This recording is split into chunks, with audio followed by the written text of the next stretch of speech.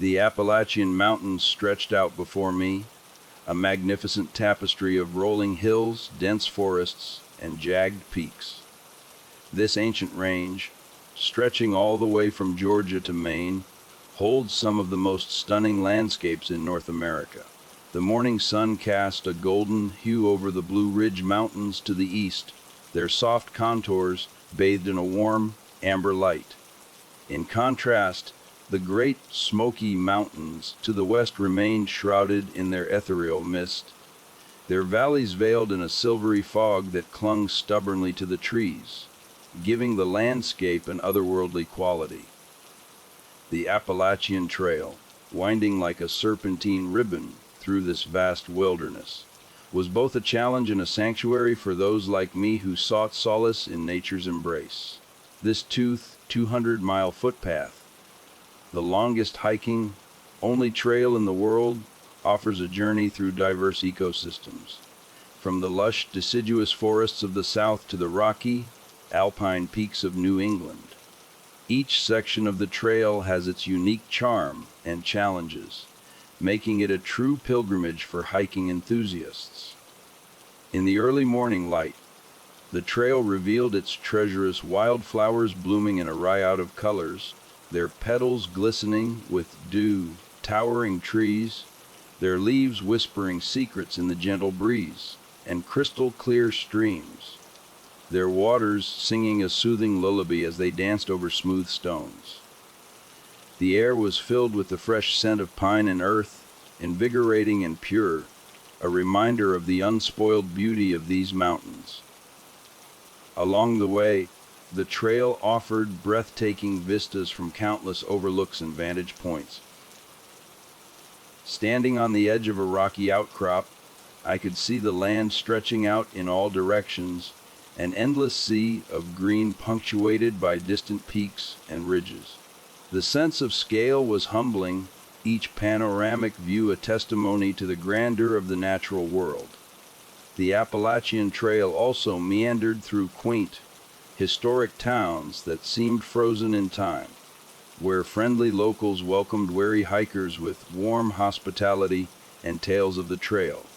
Shelters and campsites dotted the path, providing a place for rest and camaraderie among fellow adventurers.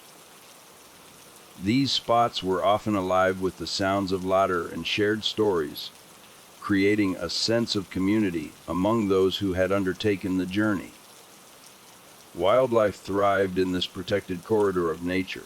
It was not uncommon to spot white-tailed deer grazing in meadows, black bears foraging in berry bushes, or hawks soaring high above, their keen eyes scanning the ground for prey. The chirping of songbirds provided a constant soundtrack, their melodies weaving through the rustling leaves and babbling brooks.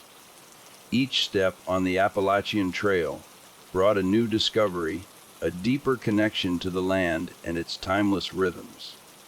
For experienced hikers like me, this trail was more than just a path through the mountains. It was a journey into the heart of the wilderness, a place where one could find both challenge and peace, adventure and reflection.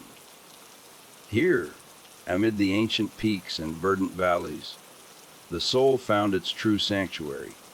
I stood at the trailhead, inhaling the crisp, pine-scented air, my heart thrumming with anticipation. As an experienced hiker, I had traversed many of the world's most renowned trails, but there was something uniquely captivating about the Appalachians. Honestly, their rugged beauty and storied history called to me in a way few places could. Today, I was setting out on a path less traveled, a forgotten spur of the main trail, rumored to be abandoned and wild. It was precisely the kind of adventure I craved. With my backpack securely fastened and my hiking boots laced tight, I felt a surge of confidence. Years of preparation and countless miles of hiking had honed my skills and instincts.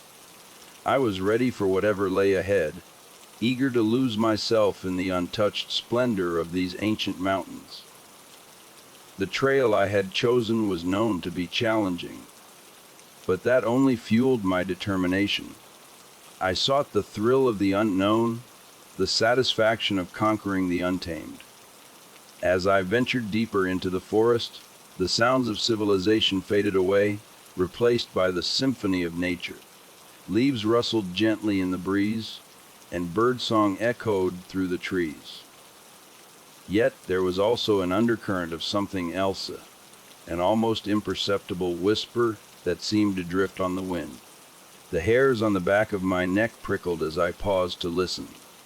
Was it just the wind or something more? The path grew narrower, the trees more gnarled and twisted. Shadows danced in the corners of my vision, and I couldn't shake the feeling of being watched. A rustling in the underbrush made me turn sharply, but there was nothing there. It was just my imagination, I told myself, fueled by the eerie silence that had settled over the forest. Still, the sense of unease lingered, a silent companion on my journey. I pressed on, determined to uncover the secrets of this forgotten trail. The mountains loomed larger, their majestic peaks now shrouded in an ominous mist. The beauty of the Appalachian wilderness was undeniable, but beneath its tranquil surface, something ancient and unknowable seemed to stir. With each step, I felt as though I was not just walking a trail, but crossing a threshold into a realm where the past and present intertwined, and where every shadow held a story waiting to be told. Little did I know my adventure was about to take a dark and twisted turn, leading me into the heart of an ancient mystery that would challenge everything I thought I knew about the natural world and myself. As the morning sun climbed higher, I found myself deep within the Appalachian wilderness, far removed from the well-trodden paths of the main trail. The forest had grown denser, the air cooler, and the shadows longer. It was then that I stumbled upon something unexpected. A sign, old and weathered, almost obscured by vines and moss. Curiosity piqued, I pushed aside the foliage to get a better look. The sign was barely legible, its paint faded and peeling, but I could just make out the words, "Old Lonesome Trail." It wasn't marked on any of my maps or guides, and I couldn't recall reading about it in any of my extensive research. Beneath the trail's name, a crude warning was scrawled, "Abandoned. Enter at your own risk." I felt a chill that had nothing to do with the temperature. Stories of strange occurrences and unexplained disappearances in these parts were common enough to be folklore. But here, faced with tangible evidence of such tales, I hesitated. The trail itself was barely discernible, overgrown with thick underbrush and framed by trees whose branches seemed to reach out like skeletal fingers. Despite the unease gnawing at the back of my mind, a stronger emotion surged forth: curiosity. The thrill of uncovering something hidden, something perhaps long forgotten, was too enticing to resist. After all, wasn't this the adventure I sought? I glanced around, half expecting someone or something to appear and dissuade me, but the forest remained still. I took a deep breath, steeling myself against the unknown. My fingers tightened around the straps of my backpack, and I made the decision. Step by step, I slowly ventured off the familiar trail and onto the old Lonesome. The transition was almost physical, as if I had crossed an invisible boundary into another world. The air grew heavier, the forest quieter, and the sense of being watched intensified. Every sound seemed amplified. The crunch of leaves underfoot, the occasional snap of a twig, my own breathing. Yet, the further I went, the more determined I became. After all, this was why I hiked: to push boundaries, to explore the unexplored. The unease was just another obstacle to overcome, another challenge to face. With each step deeper into the forest, I told myself that the stories were just that, stories. The rational part of my mind insisted there was nothing here but trees and wildlife. But as I walked, I couldn't shake the feeling that I was being drawn in, led by some unseen force toward whatever lay at the end of this forgotten path. And though my heart beat faster with every step, I pressed on, driven by the irresistible lure of the unknown. The further I ventured down the old lonesome trail, the more the landscape seemed to conspire against me. The path, barely visible at the outset, had all but vanished beneath a tangled carpet of roots and undergrowth. The towering trees, once majestic, now loomed menacingly overhead, their branches knitting together to form a near, impenetrable canopy that choked out the sunlight. The air grew thick and heavy, oppressive in its stillness. Each step felt more laborious, as if the forest itself sought to hinder my progress. As I trudged onward, I began to notice unsettling anomalies. Carved into the bark of the trees and etched onto rocks were strange symbols, runes that defied my attempts to decipher them. They were crude yet deliberate, their meanings lost to time. The presence of these markings felt malevolent, as if they were words or warnings left by those who had come before me. I paused to examine one particularly intricate symbol, running my fingers over the rough grooves, when the forest fell eerily silent. The absence of wildlife was profoundly disquieting. The chirping of birds, the rustle of small animals in the underbrush, gone. Instead, an unnatural hush enveloped the woods, broken only by the sound of my own breath and the pounding of my heart. I strained to hear something, anything, but the silence pressed in around me, thick and suffocating. Then, the whispers began. At first, they were faint, barely audible over the crunch of leaves beneath my boots. But gradually, they grew louder, more insistent. Disembodied voices carried on the wind, murmuring in an unintelligible language. I spun around, searching for the source, but saw nothing. Shadows flitted at the edge of my vision, quick and elusive. Every time I turned, they vanished, leaving only the whispering in their wake. The weather, too, seemed to conspire against me. A dense fog rolled in, reducing visibility to mere feet. The temperature plummeted, the sudden chill biting through my layers. I shivered, not just from the cold, but from the growing realization that I was not alone on this trail. The forest, it seemed, was alive with a presence, something ancient and hostile. My resolve wavered, but my curiosity pushed me onward. It was then that I stumbled upon the remnants of a previous hiker's camp. The sight stopped me in my tracks. The campsite was a ruin, tent collapsed, belongings scattered, and a fire pit long cold. Among the debris, I found a journal, its pages yellowed and brittle with age. I sat on a fallen log, carefully turning the pages. The entries were a chilling mirror of my own experiences, strange symbols, eerie silences, whispers in the wind. The writer detailed a growing sense of dread, an awareness of being watched.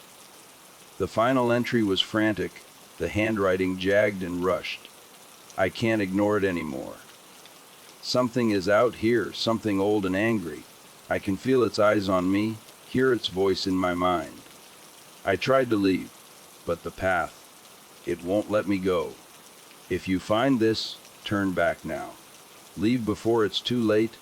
Leave, or you'll never leave at all. The warning sent a jolt of fear through me. I looked around, half expecting to see the writer's fate in the shadows. My confidence eroded, replaced by a gnawing terror. I stood, stuffing the journal into my pack. The need to continue warred with the instinct to flee, but my path was set. I had come this far, and I had to see it through, though each step forward now felt like a step into the unknown, a descent into a darkness from which I might never return. I pushed onward, every sense on high alert, aware that whatever lay ahead, it was watching, waiting, and drawing me ever deeper into its grasp. The fog thickened as I pressed forward, each step echoing with the crunch of dead leaves and the snap of brittle twigs. The journal's warning replayed in my mind, a relentless drumbeat of dread. My heartbeat quickened, the sensation of being watched growing stronger with every passing moment. I could feel it, a malevolent presence unseen but undeniably there, lurking just out of sight. My breaths came shallow and fast, and I forced myself to stop and listen. The whispers had ceased, replaced by a suffocating silence. But within that silence, there was something else. A feeling, almost a vibration, of something alive and ancient, watching my every move. My skin prickled with the awareness of it, and the forest, once a sanctuary, now felt like a prison. A sudden rustle behind me shattered the silence.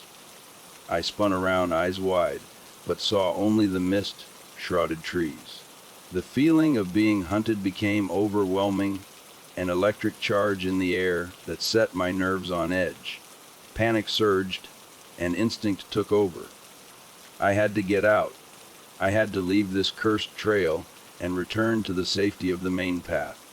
I turned back the way I had come, quickening my pace. But the forest seemed to conspire against me. The trail, which had been difficult to follow but still discernible, now seemed to shift and twist. Landmarks I had noted earlier, distinctive trees, a cluster of rocks, were nowhere to be seen. It was as if the forest itself was rearranging, closing in around me, trapping me in its tangled depths. Desperation clawed at my throat. I forced myself to focus, to remember the path I had taken. But every turn led to more confusion, the landscape an unrecognizable maze of shadows and fog. My sense of direction evaporated, replaced by a disorienting fear that gnawed at my sanity. I stumbled, my foot catching on an unseen root, and fell hard to the ground.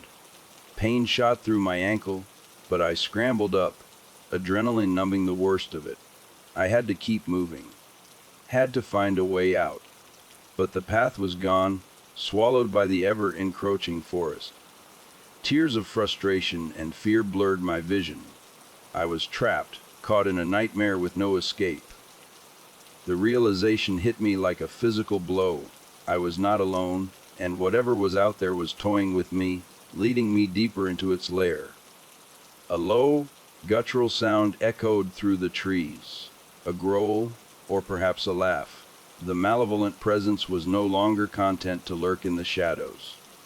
It was making itself known, closing in for the kill. My heart pounded in my ears as I picked a direction at random and ran, branches tearing at my clothes and skin. The fog thickened, the world around me narrowing to a tunnel of gray and green. I ran until my lungs burned and my legs threatened to give out.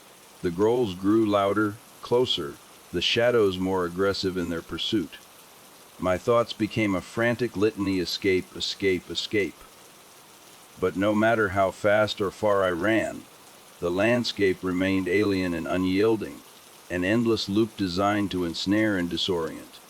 Finally, exhausted and terrified, I collapsed to my knees, gasping for breath. The forest loomed around me, silent and watchful. The realization settled over me like a shroud. I was trapped in the old lonesome trail, ensnared by whatever ancient evil dwelled here. There was no escape. The forest had claimed me as its own, and somewhere in the fog, just beyond my sight, the presence waited, patient and eternal, knowing I had nowhere left to run. Kneeling on the forest floor, I fought to catch my breath. The fog swirled around me, thick and suffocating, and the oppressive silence was shattered by the sound of a twig snapping nearby. I froze, my heart pounding in my chest, straining to see through the mist. The growl that followed was low and guttural, a sound that seemed to resonate with the very bones of the forest. Then it emerged from the fog. The figure was both human and not, an apparition of twisted limbs and hollow eyes, its form shifting and flickering like a flame caught in the wind. It was as if the forest had manifested its anger and despair into a tangible, terrifying entity. The air around it crackled with malevolent energy, and its eyes, black as the void, locked onto mine with a predatory gleam. I scrambled to my feet, my mind screaming at me to run. The apparition lunged, and I bolted, my legs fueled by sheer terror. The forest became a blur as I crashed through the underbrush, the creature's growls and whispers close behind. Every muscle in my body burned, but I forced myself to keep going, driven by a primal instinct to survive.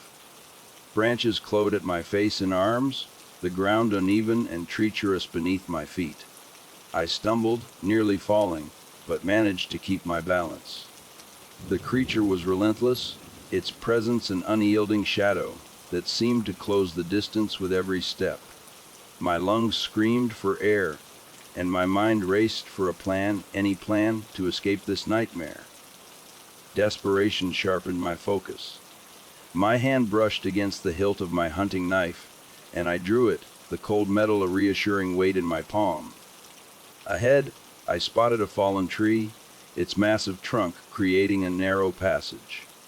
I dashed towards it, squeezing through the gap, just as the creature lunged, its clawed hand swiping mere inches from my back. I turned to face it, knife raised, my breath ragged and my heart hammering in my chest. The apparition howled, its form shifting and flickering, its hollow eyes burning with a dark intelligence. It hissed, a sound filled with ancient rage, and lunged again. I sidestepped, slashing with the knife. The blade passed through the apparition, meeting little resistance, but the creature recoiled, its form distorting with a shriek of pain. Realizing I could hurt it, I pressed the attack, using every ounce of strength and skill I had. The fight was brutal and chaotic, a whirlwind of movement and shadows. The creature's claws raked across my arm, drawing blood, but I didn't let up. I swung my knife again and again, each strike a desperate bid for survival. With a final, determined effort, I lashed out, driving the blade deep into the apparition's core. It let out a deafening scream, a sound that seemed to shake the very trees. The creature convulsed, its form unraveling, the darkness dissipating like smoke in the wind. For a moment, the forest was plunged into an eerie silence, and then the apparition was gone, leaving nothing but the heavy, dense fog. I collapsed to the ground, every part of my body trembling with exhaustion and pain. Blood trickled from the gashes on my arm, and my breath came in ragged gasps. But I was alive. I had faced the malevolent force that haunted this trail and survived. The forest around me seemed to sigh, the tension easing as the presence lifted. The fog began to thin, the oppressive atmosphere gradually lifting. I looked around, half expecting the creature to reappear, but the woods remained still. The old lonesome trail was silent once more, the malevolence that had lurked within it vanquished, at least for now. With great effort, I forced myself to stand, wincing at the pain in my arm. I had to keep moving, to find my way back to the main trail and out of this cursed forest. As I began to walk, the path seemed clearer, more defined, as if the forest itself was guiding me to safety. But I couldn't shake the feeling that I was being watched, that the ancient darkness of the Appalachian wilderness was still aware of me. The forest held many secrets, and while I had survived this encounter, I knew the malevolent force that dwelled here was far from gone. And so, with every step, I remained vigilant, knowing that in these ancient woods, the line between reality and nightmare was perilously thin. The fog continued to lift as I trudged forward, each step more confident than the last. The path, once treacherous and obscured, now seemed almost welcoming. The forest had ceased its hostile whispering, the shadows retreating as if conceding defeat. Still, my nerves were frayed. and I remained hyper, aware of my surroundings, half expecting another attack. Eventually, I spotted a structure through the thinning mist, an old, abandoned cabin, its wooden frame weathered and sagging. Relief washed over me. I approached cautiously, every sense on high alert. But the cabin seemed deserted, a relic of a bygone era reclaimed by the forest. I pushed open the creaking door and stepped inside, the musty air heavy with the scent of decay and neglect. The cabin provided a semblance of safety, its solid walls a welcome barrier against the malevolent forest. I dropped my pack and set about tending to my wounds, using the first aid kit I always carried. The cuts on my arm throbbed, but I cleaned and bandaged them as best I could, the immediate threat at bay. With my physical wounds seen to, I allowed myself a moment to gather my thoughts. The fight had left me exhausted, but I couldn't afford to let my guard down completely. I scanned the cabin, taking in its details. Dust-covered furniture, a broken chair, remnants of a long, cold hearth. And then, on a rickety table in the corner, I noticed something that made my heart skip a beat. Old photographs and diaries half buried under a thick layer of dust. I approached the table, my curiosity piqued despite my exhaustion. The photographs were yellowed with age, depicting people who had once called this place home. There were images of hikers, much like myself, smiling and full of life, oblivious to the dark fate that awaited them. As I flipped through the photographs, a sense of foreboding grew. The faces seemed familiar, echoing the fear and desperation I had seen in the journal I had found earlier. I turned to the diaries, opening the first with trembling hands. The entries were similar to those in the journal I had found at the abandoned campsite, filled with accounts of strange symbols, eerie silences, and the feeling of being watched. The final entries were always frantic, the handwriting erratic, detailing encounters with the same malevolent force I had faced. One particular diary stood out, its leather cover worn but intact. The entries were detailed, written by someone who had clearly spent a long time in these woods. The writer spoke of a dark history tied to the land, a curse that had claimed countless lives over the centuries. They described the entity that haunted the forest, an ancient spirit born of pain and rage, bound to the land by blood and sorrow. The writer had sought to understand the curse, to break it, but their final entry was a grim acknowledgement of failure.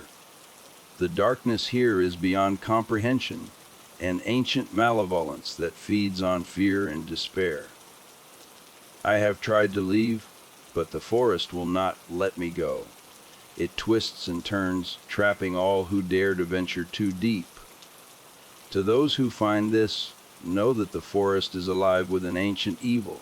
It watches, it waits, and it will claim you if you are not careful. Leave while you can, or be prepared to face the darkness within. The revelation sent a chill down my spine. I was not the first to encounter this horror, and I might not be the last. The cabin, once a refuge, now felt like a tomb, the weight of its history pressing down on me.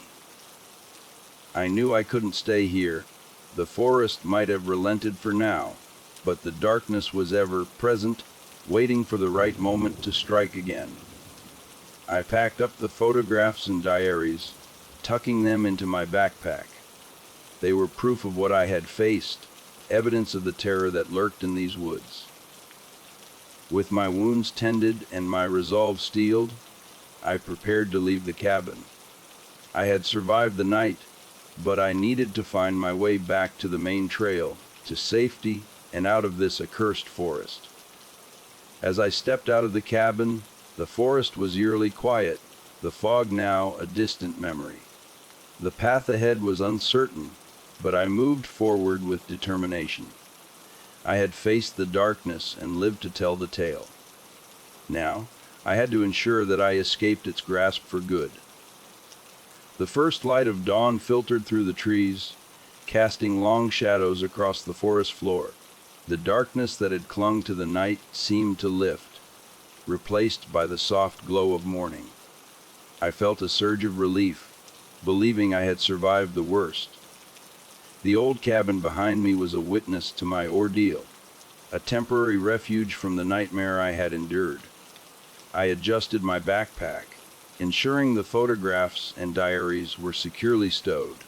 They were my evidence, my proof of the malevolent force that haunted these woods.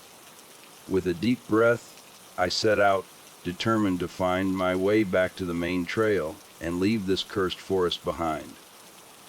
The path seemed clearer in the morning light, less threatening. I moved with purpose, each step taking me further from the horrors of the night. The forest, now bathed in sunlight, appeared almost normal, the shadows that had once loomed ominously now receding into the background. Birds began to chirp, their songs a welcome contrast to the eerie silence of the night before. But as I walked, a nagging doubt began to creep into my mind. The landmarks looked familiar, too familiar. A distinctive gnarled tree, a cluster of moss-covered rocks.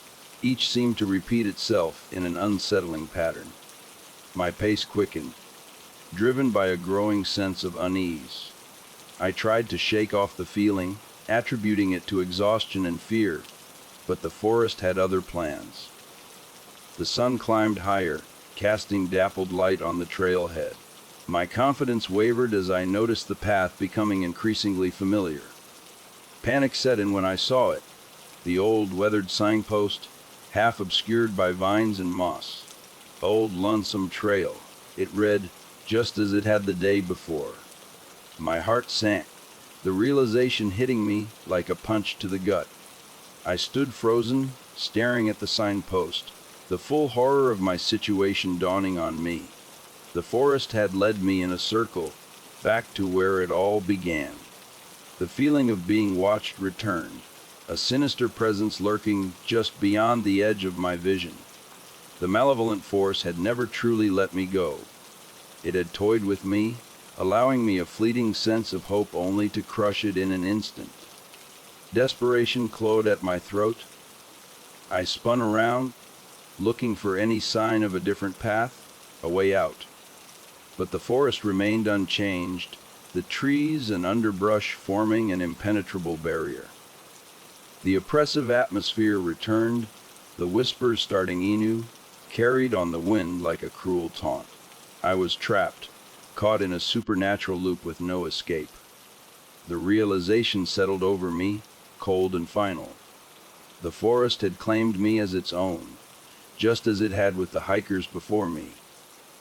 The old Lonesome Trail was not just a path but a prison, and I was its latest inmate.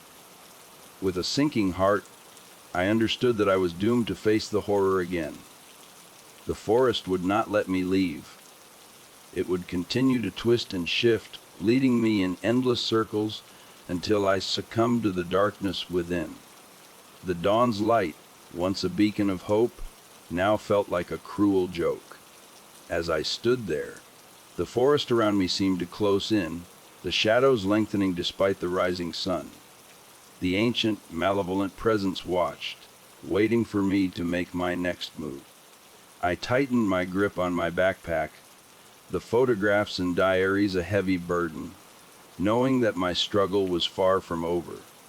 With no other choice, I took a deep breath and stepped forward, the old Lonesome Trail stretching out before me. The forest had won this round, but I would continue to fight, to seek a way out of this endless nightmare. As I walked, the whispers grew louder, the shadows deeper, and the realization that I might never escape became an ever-present weight on my soul.